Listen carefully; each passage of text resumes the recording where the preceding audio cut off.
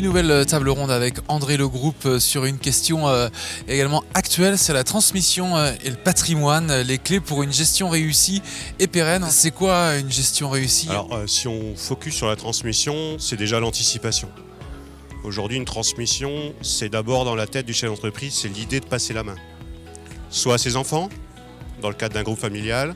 Alors ça tombe bien, dans nos régions, on a moultes entreprises familiales, notamment dans la viticulture. Donc on a cette logique de conserver le patrimoine professionnel dans la famille. Mais il y a aussi des transmissions externes, avec des opérations aujourd'hui de fusion-acquisition, de croissance externe dans tous les sens, alimentées notamment par des fonds d'investissement. Voilà. Mais l'idée d'abord, c'est de germer dans la tête du chef d'entreprise, c'est de se dire à qui je vais céder, comment je vais accompagner ma cession et dans quel contexte je vais sortir de la cession. Tout ce qu'on veut, tous autour de la table en termes de conseils, c'est que la transmission se passe bien, c'est que l'entreprise continue de vivre, continue d'être compétitive, continue de faire ce qu'elle fait très bien du temps du chef d'entreprise. Ensuite, c'est l'après. N'oublions pas qu'on enlève son enfant à un chef d'entreprise. Et souvent, il y a aussi un travail de coaching, de mindset pour envisager la suite, l'après.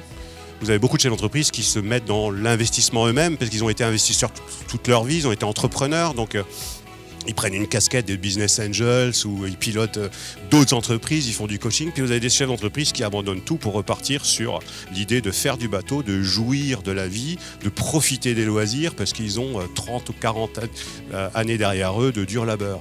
Donc les profils sont totalement différents. À nous conseille de nous adapter. Alors, pour résumer tout ça, c'est QFD, un accompagnement, beaucoup d'écoute, beaucoup de rendez-vous pour faire des points de suivi, pour voir où on est, où on veut aller, et puis surtout, on fait partie de ce qu'on appelle un pôle patrimonial de conseil. Donc une extrême interactivité, vous voyez, j'ai réussi à le dire, avec les fiscalistes, avec les avocats, avec les notaires, puisqu'au final, on est une équipe qui travaillons pour que ça réussisse et que ça se passe très bien. C'est vraiment un accompagnement de long terme, puisqu'on va parler de la cession, mais on va parler après de la transmission, on va parler de la protection du conjoint, aider les enfants, utiliser les leviers fiscaux, qui ne sont pas une fin en soi. Effectivement, il faut accepter de payer un peu de fiscalité pour dégager des capacités financières. N'oublions pas aussi que le chef d'entreprise qui part en retraite, souvent il aura de très petits revenus, donc à nous de l'anticiper pour générer des revenus en tenant compte de la pression fiscale.